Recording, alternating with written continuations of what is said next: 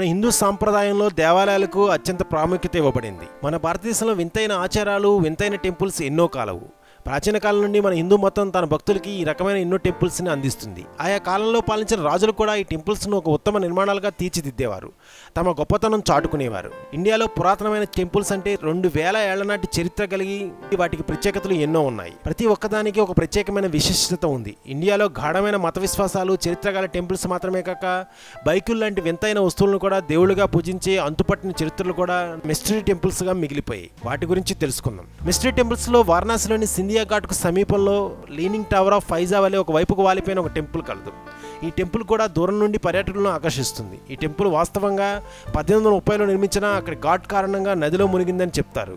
నేడు ఈ శివ టెంపుల్ను మూసివేశారు. ఎలా మునిగింది, ఎందుకు మునిగింది అనేది ఒక మిస్టరీగా మిగిలిపోయింది. బ్రహ్మదేవుడికి గల ఒకే ఒక్క దేవాలయం పుష్కర్లో కలదు. ఇది ఒక గొప్ప ఆసక్తి గల దేవాలయం. ఈ టెంపుల్ను 14వ శతాబ్దంలో నిర్మించారు. దీనిలో 4 తలల బ్రహ్మదేవుడి విగ్రహం ఉంటుంది. ఈ టెంపుల్ నిర్మాణం వెనుక ఆసక్తికరమైన కథ కూడా కలదు. కలకత్తాలో చైనా టౌన్ అనే పేరుతో తాన్గ్రాలో ఒక చిన్న టౌన్ కలదు. ఈ ప్రదేశంలో ఉండేవారు చైనా వారు అవడంతో ఈ ప్రదేశానికి చైనా టౌన్ అని పేరు వచ్చింది. చైనీయులు ఈ గుడికి వచ్చి నూడిల్స్, చౌప్స్ వంటి పదార్థాలు నైవేద్యంగా పెట్టి ప్రసాదంగా ఉంచుతారు. ఈ చైనీయులు కాళీమాత భక్తులు. ఒక టెంపుల్ అదృశ్యం అవడం, మరలా కొంతకాలం తర్వాత తిరిగి రావడం వంటివి నమ్ముతారా?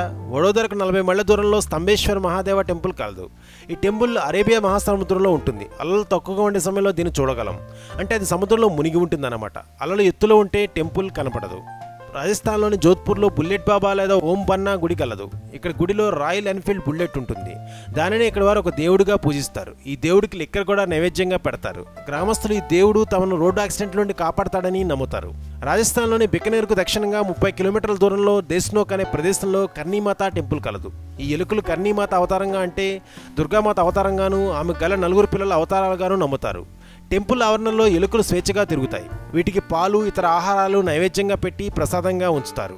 మనాలిలోని 4 అంతస్తుల ఇడంబా టెంపుల్ ఒక ప్రత్యేక పగోడా ఆకారంలో ఉంటుంది. దీని శిల్ప తీరుతెన్నులు ఇతర ఆలయాలతో పోలిస్తే విభిన్నంగా ఉంటాయి. ఈ టెంపుల్లో ఇడంబీదేవి అంటే రాక్షస ఇడంబి సోదరి విగ్రహం ఉంటుందట. ఈ దేవతను ఆనాటి కుళ్ళు రాజవంశీయులు కులదేవతగా పూజించేవారు.